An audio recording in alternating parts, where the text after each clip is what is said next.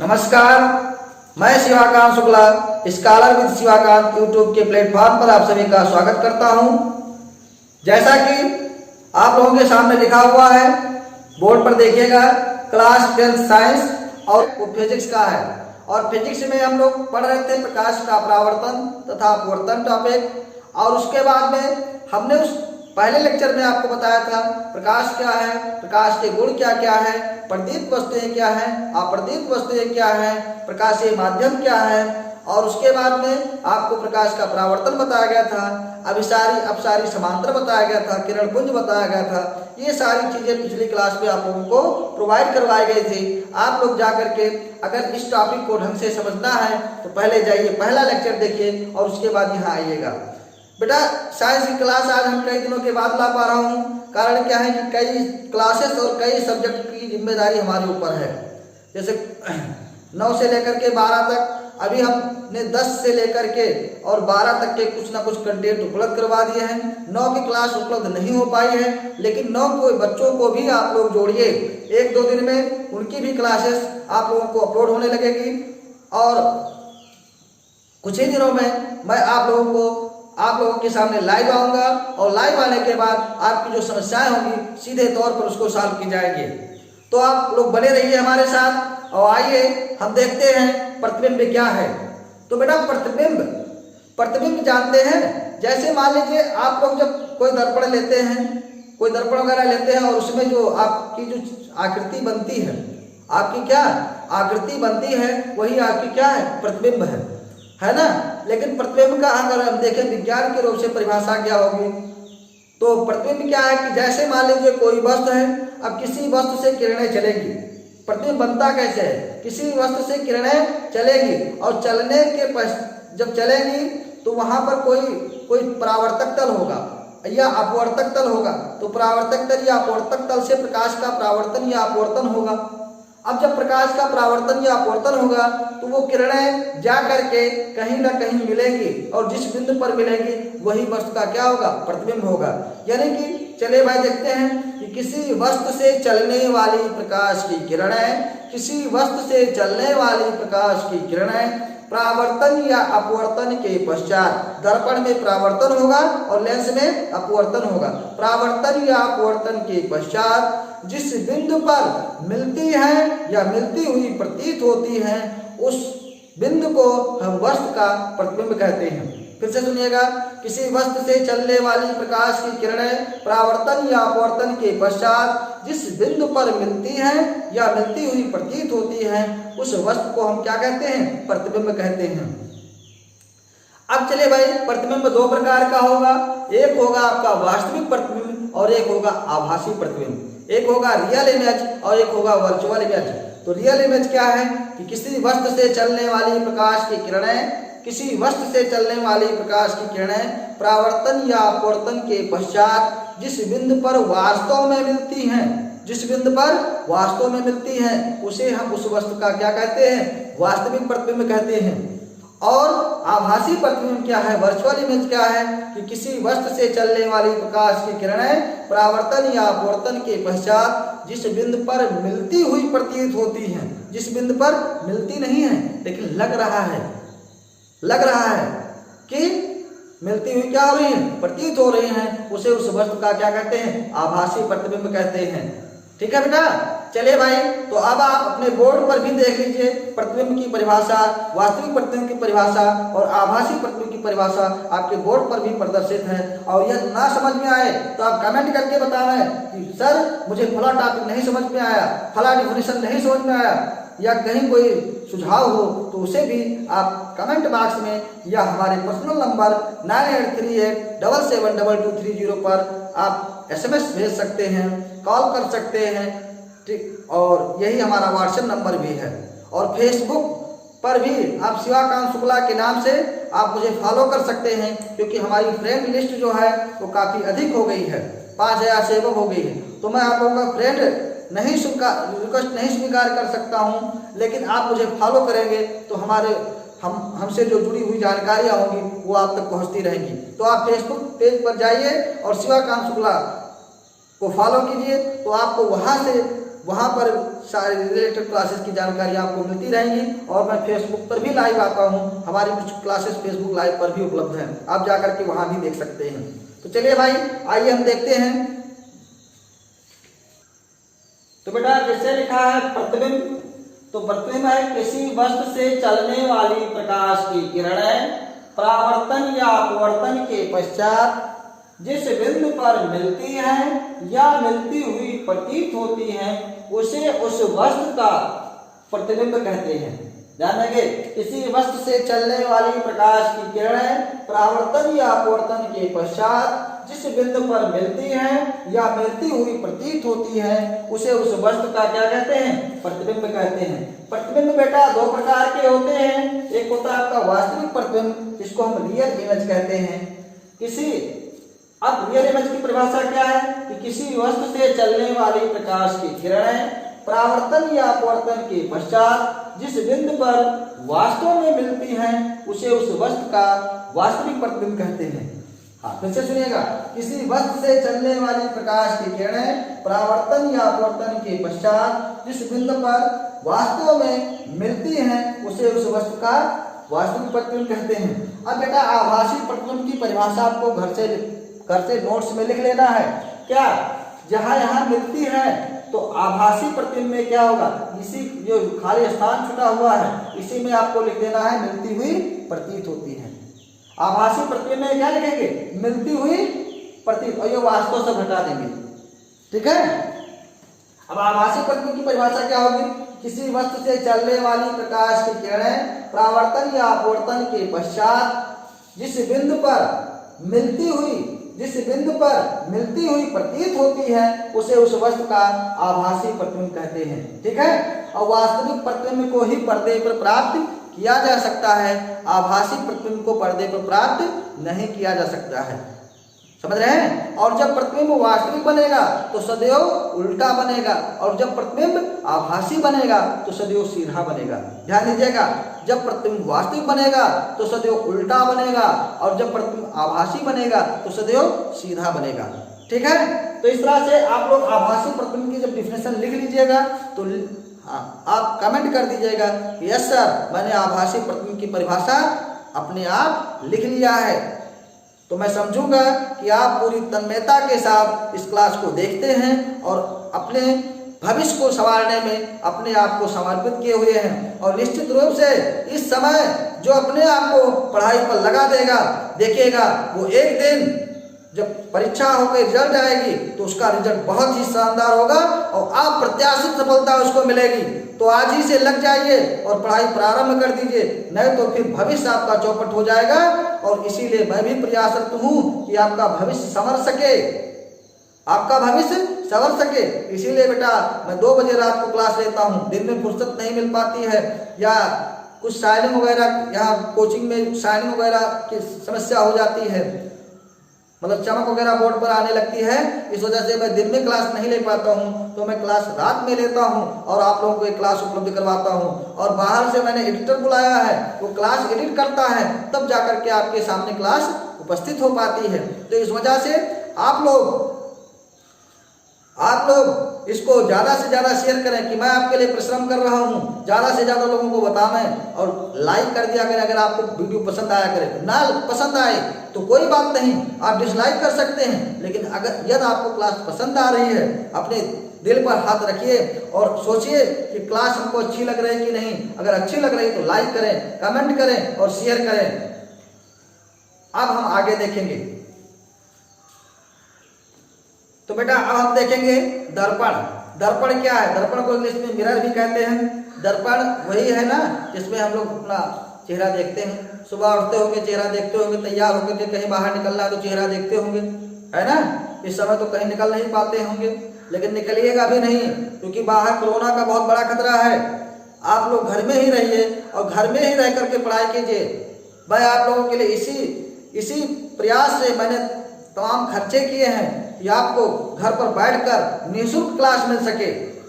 ये थोड़ा है कि हाँ ऐसे क्लास आपको मिल रही है, इसके लिए तमाम व्यवस्थाएं की गई हैं, तब जाकर के आपको क्लास मिल रही हैं। लेकिन ये क्लास आपके लिए पूरी तरीके से निःशुल्क है। केवल फीस इसकी क्या होगी कि आप इसको पढ़ करके और तैयार करके जब आइए और उसके बाद में आपका जब प्रदर्शन बोर्ड परीक्षा में अच्छा हो तो आप एक बार कमेंट करके बताइएगा कि हाँ सर आपकी वजह से मेरा इतना नंबर आया, तो वही मेरे लिए फीस होगी। बस आप पूरी ईमानदारी से पढ़िए। चलिए भाई, तो दर्पण देखेंगे क्या है कि जैसे बेटा कोई पारदर्शी वस्तु है, जब कोई पारदर्शी वस्तु है या कोई पारदर्शी कांच की प्लेट है और उसके एक तरफ पॉलिश कर दें, कलई कर दें, क्या कर दें, पॉलिश कर दें, कलई कर दें, तो उसी को हम क्या कहते हैं, दर्पण कहते हैं। यानी कि जब किसी पारदर्शी वस्तु अथवा पारदर्शी कांच के प्लेट के एक और यानी एक पृष्ठ पर कलई कर दिया जाता है, पॉलिश कर दिया जाता है, तो उसे हम दर्पण कहते हैं। जब किसी पारदर्शी वस्तु अथवा पारदर्शी कांच की प्लेट के एक और किसी एक पृष्ठ पर कलई कर दिया जाता है तो उसे हम दर्पण कहते हैं। बेटा दर्पण दो प्रकार के होते हैं, एक होता है आपका क्या, ये समतल दर्पण प्लेन मिरर, और एक होता है आपका क्या, गोलीय दर्पण। क्लियर?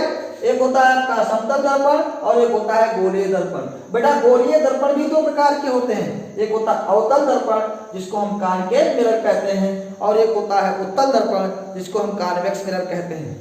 ठीक है, तो दर्पण की परिभाषा क्या हुई कि जब किसी पारदर्शी वस्तु अथवा पारदर्शी कांच के प्लेट के एक पृष्ठ पर कलई कर दिया जाता है तो उसे हम दर्पण कहते हैं। दर्पण दो प्रकार के होते हैं, एक आपका है समतल दर्पण। समतल दर्पण यानी कि जब किसी समतल कांच के प्लेट के एक और कलई कर दिया जाए, जैसे कोई समतल कांच की प्लेट है उसके एक और क्या कर दें, कलई कर दें, तो ये आपका बन जाएगा क्या, समतल दर्पण। और फिर गोलीय दर्पण क्या है कि बेटा गोलीय दर्पण किसी कांच के खोखला गोला है, कोई खोखला गोला है और उस खोखले गोले को ऐसे क्या कर दें, काट दें, तो काट देंगे तो दो पृष्ठ बनेगा, एक दबा हुआ पृष्ठ है और एक उभरा हुआ पृष्ठ है। ठीक है, तो अगर उभरे हुए पृष्ठ पर कलई कर दिया गया, उभरे हुए पृष्ठ पर क्या कर दिया गया, कलई कर दिया गया, तो ये क्या है, अवतल दर्पण है, यानी कि कॉनकेव। बेटा देखो गुफा की तरफ है ना, और के मतलब क्या होता है, गुफा, तो देखो कॉनकेव, के माने गुफा, तो ये गुफा जैसा है भी, तो इस वजह से इसको कॉनकेव मिरर कहते हैं, यानी अवतल दर्पण कहते हैं। और जब किसी इस गोलीय पृष्ठ के जब दबे हुए पृष्ठ पर क्या कर दिया जाता है, कलई कर दिया जाता है, तो इस दर्पण को हम क्या कहते हैं, उत्तल दर्पण कहते हैं। इस दर्पण को हम क्या कहते हैं, उत्तल दर्पण कहते हैं, यानी कि कॉन्वेक्स मिरर कहते हैं। ठीक है, तो दर्पण जान गए, जब किसी पारदर्शी वस्तु अथवा किसी पारदर्शी कांच के प्लेट के एक और कलई कर दिया जाता है तो उसे हम दर्पण कहते हैं। दर्पण दो प्रकार के होते हैं, एक होता है समतल दर्पण, एक होता है गोलीय दर्पण। गोलीय दर्पण भी दो प्रकार के होते हैं, एक होता है अवतल दर्पण और एक होता है उत्तल दर्पण। अब समतल दर्पण क्या है कि जब किसी समतल कांच की प्लेट अथवा पारदर्शी वस्तु के एक और कलई कर दिया जाता है तो उसे हम समतल दर्पण कहते हैं। गोलीय दर्पण क्या है, गोलीय दर्पण कोई कांच का ऐसे खोखला गोला है, उस गोले का ऐसे कटा हुआ कोई क्या होता है, भाग होता है, जिसके एक और क्या कर दिया जाता है, कलई कर दिया जाता है, पॉलिश कर दिया जाता है। अब अवतल दर्पण क्या है कि यह उभरे हुए तल पर, उभरा हुआ, देखो उभरा है कि नहीं है, ये तल में देखो दो तल है, एक दबा वाला तल है ये अंदर वाला, और एक उभरा हुआ तल है। तो अगर उभरे हुए तल पर क्या कर दिया गया, कलई कर दिया गया, इसका मतलब ये हुआ कि दबे हुए तल से प्रकाश का परावर्तन हो रहा है, तो उसे हम अवतल दर्पण कहेंगे। और यदि दबे हुए तल पर कलई कर दिया जाए, इसका मतलब क्या हो गया कि उभरे हुए तल से प्रकाश का परावर्तन हो रहा है, तो उसे हम क्या कहेंगे, उत्तल दर्पण कहेंगे। चलिए इसकी डिफिनेशन बोर्ड पर हम लोग देखते हैं और आप लोग कापियों में इसे नोट कीजिएगा। हाँ देखिएगा कि दर्पण क्या है, तो जब किसी पारदर्शी वस्तु अथवा पारदर्शी कांच के प्लेट के किसी एक पृष्ठ पर कलई कर दिया जाता है तो उसे हम दर्पण कहते हैं। ठीक है, जब किसी पारदर्शी वस्तु अथवा पारदर्शी कांच के प्लेट के किसी एक पृष्ठ पर कलई कर दिया जाता है तो उसे हम दर्पण कहते हैं। यानी कि पहली बार आप डिफिनेशन सुने और जब दोबारा हम रिवीजन करवाएं तो आप मेरे साथ बोलिए, और जब आप बोलेंगे तो आपको वो चीजें समझ में आ जाएगी। ठीक है, अब बेटा दर्पण दो प्रकार के होते हैं, एक होता है समतल दर्पण प्लेन मिरर और एक होता है गोलीय दर्पण जिसको स्फेरिकल मिरर कहते हैं। अब बेटा समतल दर्पण क्या है कि जब किसी समतल कांच के प्लेट के किसी एक पृष्ठ पर कलई कर दिया जाता है तो उसे हम समतल दर्पण कहते हैं। यानी कि है जहां किसी पारदर्शी जो किसी है ना किसी के स्थान पर क्या रख देंगे, किसी समतल कांच के प्लेट या किसी समतल पारदर्शी वस्तु, किसी यह दर्पण आपका क्या है, समतल दर्पण है। ठीक है। अब बेटा समतल दर्पण क्या क्या गुण रखते हैं यह मैं थोड़ा बता दूं, क्योंकि ये थोड़ा कंपटीशन लेवल में पूछा जाता है। तो बेटा समतल दर्पण से प्रतिबिंब कैसा बनता है, सबसे बड़ी बात तो ये है। तो बेटा समतल दर्पण द्वारा जो प्रतिबिंब बनता है वो सदैव आभासी बनता है। और हमने बताया था कि जब प्रतिबिंब आभासी बनेगा तो सीधा बनेगा, और आभासी जब प्रतिबिंब बनेगा बेटा तो कलई की ओर बनेगा, कलई की ओर बनेगा, यानी दर्पण के पीछे बनेगा। तो ध्यान देंगे, इसका हम पोस्टमार्टम यहीं पर किए देते हैं समतल दर्पण के बारे में। और अगर कुछ फैक्ट बचता है तो मैं आपको लास्ट में बता दूंगा, जो आपके लिए पॉलिटेक्निक जैसी परीक्षाओं के लिए इंपॉर्टेंट होगा, क्योंकि ये क्लास पॉलिटेक्निक के लिए भी अहम है। जो बच्चे पॉलिटेक्निक की तैयारी कर रहे हैं उनके लिए भी ये क्लास अहम है। उनको भी मैं ध्यान में रख करके जो शॉर्ट नोट वाली बातें होती हैं वो मैं आपको बता देता हूँ। अगर आप ये लेक्चर सुन लेंगे तो फिर आपको कोई समस्या नहीं होगी। तो बेटा पारदर्शी, इसमें क्या होता है समतल कांच की प्लेट में कि इसमें जो वस्तु का प्रतिबिंब बनता है, जितनी दूरी पर वस्तु रखी जाती है, दर्पण से जितनी दूरी पर वस्तु रखी जाती है उतनी ही दूरी पर वस्तु का क्या होता है, प्रतिबिंब बनता है। कहाँ, दर्पण के पीछे बनता है, आभासी बनता है और सीधा बनता है तथा वस्तु के बराबर बनता है। ध्यान देंगे, जितनी दूरी पर दर्पण से वस्तु रखी जाती है उतनी ही दूरी पर जो प्रतिबिंब प्राप्त होता है वो दर्पण के पीछे बनता है, आभासी बनता है, सीधा बनता है और वस्तु के बराबर बनता है। ठीक है, वस्तु के क्या बनता है, बराबर बनता है। और समतल दर्पण की जो फोकस दूरी होती है वो अनंत होती है। समतल दर्पण की फोकस दूरी कितनी होती है, अनंत होती है। अब बेटा है कि यदि हम किसी समतल दर्पण की ओर दौड़ें, यदि हम किसी समतल दर्पण की ओर दौड़ें तो हमारा प्रतिबिंब भी दौड़ेगा, क्योंकि हम करीब तो जा रहे हैं, तो यानी कि हम वो प्रतिबिंब भी हमारा करीब आएगा। अगर हम दूर जाएंगे तो दूरी हमारी दर्पण से बढ़ेगी तो प्रतिबिंब की भी दूरी बढ़ जाएगी। और अगर हम किसी समतल दर्पण की ओर b वेग से दौड़े तो प्रतिबिंब जो हमारा होगा वो 2b वेग से दौड़ेगा। वो कितने वेग से, यानी दुगने वेग से दौड़ेगा। जैसे हम किसी समतल दर्पण की ओर 10 मीटर पर सेकंड के वेग से दौड़े, कितने मीटर पर सेकंड, 10 मीटर, तो हमारा जो प्रतिबिंब होगा वो दर्पण की ओर 20 मीटर पर सेकंड के वेग से दौड़ेगा। और बेटा प्रत्येक स्थिति में समतल दर्पण द्वारा अगर किसी वस्तु का प्रतिबिंब प्राप्त हो तो जो दर्पण का आकार हो वो वस्तु के आकार का आधा होना चाहिए। ठीक है, जैसे प्रत्येक स्थिति में प्रत्येक दिशा में कहीं भी वस्तु रख दीजिए और उस समतल दर्पण द्वारा प्रतिबिंब प्राप्त हो तो उसके लिए स्थिति है कि जो दर्पण का आकार हो वो वस्तु के आकार का क्या होना चाहिए, आधा होना चाहिए। तो इसी बातों को हम बोर्ड पर लिख रहा हूँ, आप लोग इसको नोट कर लीजिएगा। ठीक है, नोट्स बनाना प्रारंभ कर दीजिए। मैं आप लोगों का नोट्स किसी दिन चेक करूंगा, हमारे पास तरीका है चेक करने के लिए, लेकिन कब, जब आप मेरा साथ देंगे तब। ठीक है, तो आइए हम देखते हैं समतल दर्पण के कुछ विशेष गुणधर्मों को यहाँ लिख करके। तो बेटा अब हम समतल दर्पण की विशेषताएं पढ़ेंगे। आप लोग स्क्रीन को रोक करके इसको नोट कर लीजिएगा और मैं आपको ऐसी ऐसी चीजें उपलब्ध कराऊंगा कि आप जो लोग पढ़ चुके हैं, इसके पहले हाई स्कूल पढ़ चुके हैं, उनका नोट्स देखिएगा। अगर इस तरह से मिलेगा तो कमेंट करके बताइएगा। ठीक है, आप हमारे साथ पढ़िए, इस चैनल पर लोगों को जोड़िए, आपको बहुत अच्छे अच्छे कंटेंट मिलेंगे और ऐसे कंटेंट मिलेंगे जो पॉलिटेक्निक और अन्य प्रतियोगी परीक्षाओं के लिए इंपॉर्टेंट है। यानी कि अगर किसी परीक्षा में बैठेंगे और इससे रिलेटेड कोई साइंस का प्रश्न पूछा जाना है तो आपका गलत नहीं होगा, ये मेरा दावा है और आपसे प्रतिज्ञा भी है।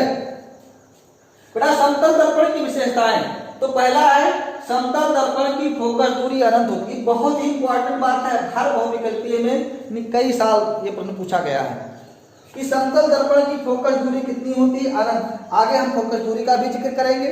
ठीक है, 40 बातें आगे हम आपको पढ़ाएंगे और भी डिटेल में इसको पढ़ाएंगे। तो बेटा समतल दर्पण की फोकस दूरी कितनी होती है, अनंत होती है। दूसरा पॉइंट है समतल दर्पण द्वारा जो प्रतिबिंब बनता है वो आभासी होता है, सीधा बनता है और वस्तु के आकार का होता है। समतल दर्पण द्वारा बना प्रतिबिंब आभासी, सीधा और वस्तु के आकार का होता है। तीसरा पॉइंट है प्रतिबिंब समतल दर्पण के ठीक पीछे उतनी ही दूरी पर बनता है। जैसे मान लीजिए ये आपका समतल दर्पण है और यहाँ पर आप वस्तु रखे हैं, मान लीजिए आपने 5 मीटर की दूरी पर वस्तु रख दिया, तो प्रतिबिंब जो बनेगा वो 5 मीटर की ही दूरी पर बनेगा, लेकिन कहाँ, दर्पण के पीछे बनेगा। समझे?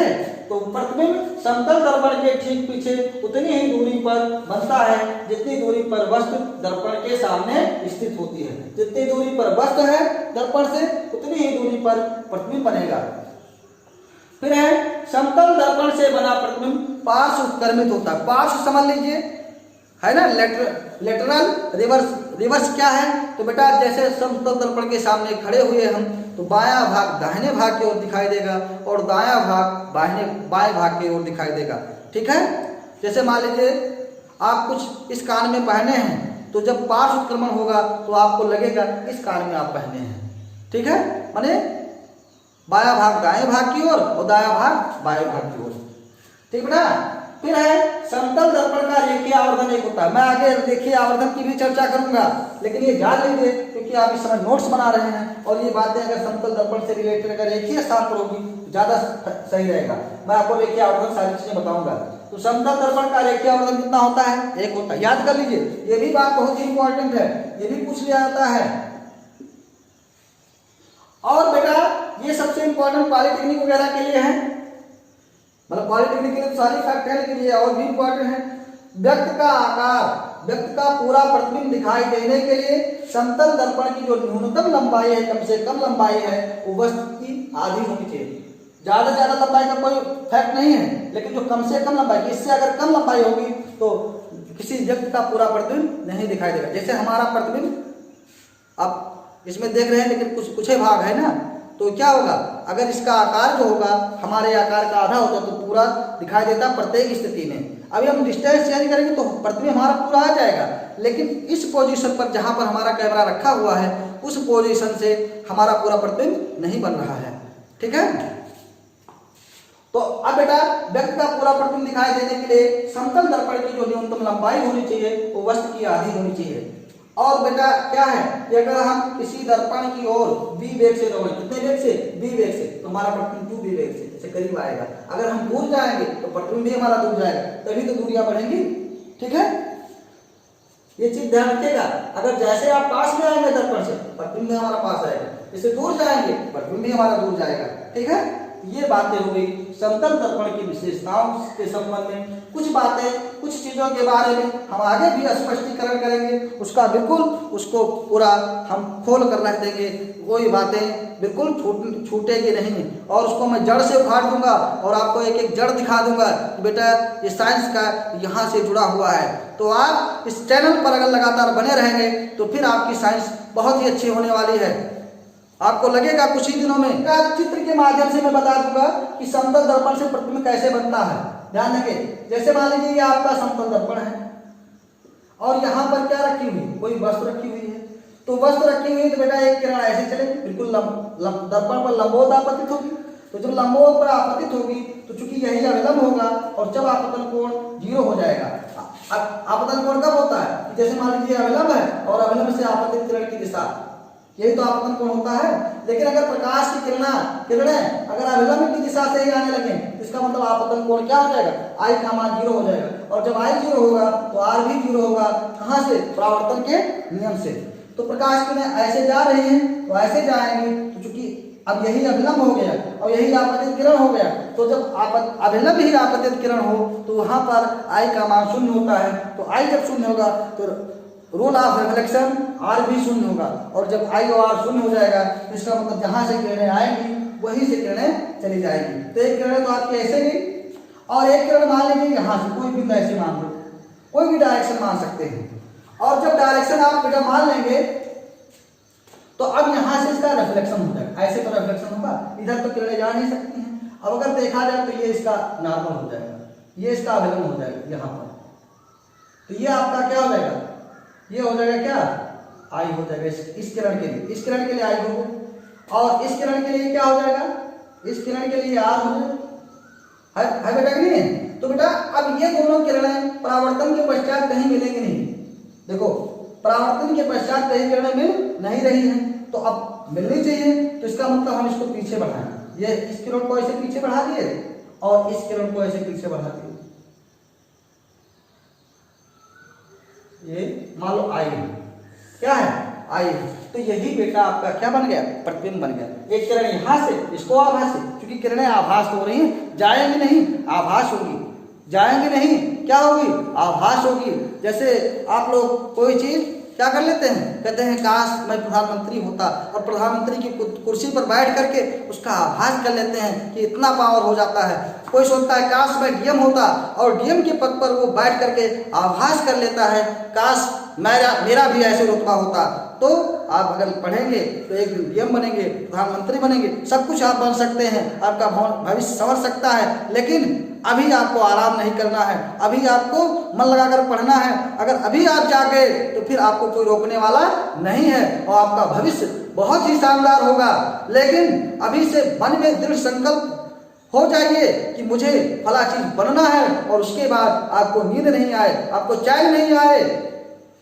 क्योंकि मैंने जब से ऑनलाइन क्लास पढ़ाना शुरू किया है, मैं बेटा सोचता हूँ हमारा दिन में क्लास रिकॉर्ड नहीं हो पाता है, शाम को थक जाते हैं, उसके बाद तब भी नहीं, तो हम क्या करते हैं 2 बजे 3 बजे उठते हैं कि आपको क्लास प्रोवाइड करवाएं। तो हमारा एक लक्ष्य है कि आपको इस समय शिक्षित करना, और हम चाहे वो कितने बजे भी क्यों ना हो, मैं क्लास लेता हूँ और आपको ये क्लास प्रोवाइड करवाता हूँ। तो बेटा देखिएगा, ये जितनी दूरी पर दर्पण से वस्तु रखी है उतनी ही दूरी पर दर्पण से प्रतिबिंब बन रहा है, ठीक है। तो इस तरह से ये हो गया समतल दर्पण के द्वारा प्रतिबिंब का बनना। अब हम बेटा पढ़ेंगे गोलीय दर्पण। अब हम क्या पढ़ेंगे, गोलीय दर्पण। तो गोलीय दर्पण मैंने बताया कि जैसे कोई कांच का क्या है, खोखला गोला है। अब इस गोले को काट दीजिए, तो काट कर ऐसे भी काट कर अलग कर सकते हैं। देखिएगा, हमने 2 गोला खींच दिया, एक गोले में हमने क्या किया, ऐसे काट दिया, ये वाला भाग ऐसे काट के अलग कर दिया, और एक गोले में हमने क्या किया, ये वाला भाग काट के अलग कर दिया। दिख रहा है ना। अब बेटा इस गोलीय पृष्ठ में 2 पृष्ठ है, एक उभरा हुआ पृष्ठ है जिसमें उभार है, ऐसे है ना, उभरा हुआ पृष्ठ है, और एक दबा हुआ पृष्ठ है। तो जब उभरे हुए पृष्ठ पर कलई कर दिया जाएगा, कैसा, जब उभरे हुए पृष्ठ पर कलई कर दिया जाएगा तो उसे हम क्या कहेंगे, अवतल दर्पण कहेंगे। क्या कहेंगे, अवतल दर्पण कहेंगे। और जब दबे हुए तल पर कलई कर दिया जाएगा तो उस दर्पण को हम उत्तल दर्पण कहेंगे। समझ में आया। तो गोलीय दर्पण क्या है, गोलीय दर्पण किसी कांच के खोखले गोला का कटा हुआ भाग होता है जिसके एक ओर कलई कर दिया जाता है। गोलेदार, तो गोलीय दर्पण क्या है, गोलीय दर्पण किसी कांच के खोखले गोले का कटा हुआ भाग होता है जिसके एक ओर कलई कर दिया जाता है, उसे हम गोलीय दर्पण कहते हैं। अब गोलीय दर्पण 2 प्रकार के होते हैं, एक होता है अवतल दर्पण और एक होता है उत्तल दर्पण। तो अवतल दर्पण क्या होता है कि जब किसी गोलीय दर्पण के उभरे हुए पृष्ठ पर, यानी गोलीय कांच के पृष्ठ के उभरी हुई तल पर कलई कर दिया जाए, दबे हुए तल से प्रकाश का परावर्तन हो तो उसे अवतल दर्पण कहेंगे। और जब दबे हुए तल पर कलई हो, उभरे हुए तल से प्रकाश का परावर्तन हो तो उसे हम उत्तल दर्पण कहेंगे। तो बेटा अब इसके आगे की टॉपिक मैं आपको बहुत विस्तार से पढ़ाने वाला हूँ। आप लोग ज़्यादा से ज़्यादा इस चैनल पर जोड़िए। जितने ये वीडियो देखी जाएगी मैं उतने ही प्रयास करूँगा, उतनी ही शानदार क्लासेस उपस्थित होंगी। तो आप लोग इसे ज़्यादा से ज़्यादा शेयर करें जिससे मैं आपको जल्द से जल्द क्लास ला सकूं। हम देखते हैं कि जो क्लास ज़्यादा देखी जाती है, जिसमें बच्चों का ज़्यादा मन लगता है, मैं वही क्लास लेकर के आता हूं। तो आप क्या करें कि लोगों के साथ शेयर कीजिए, ज़्यादा से ज़्यादा लोग देखें। और मैं अब अगले क्लास में आपको मिलूंगा और इसके आगे टॉपिक के साथ, और तब तक के लिए नमस्कार।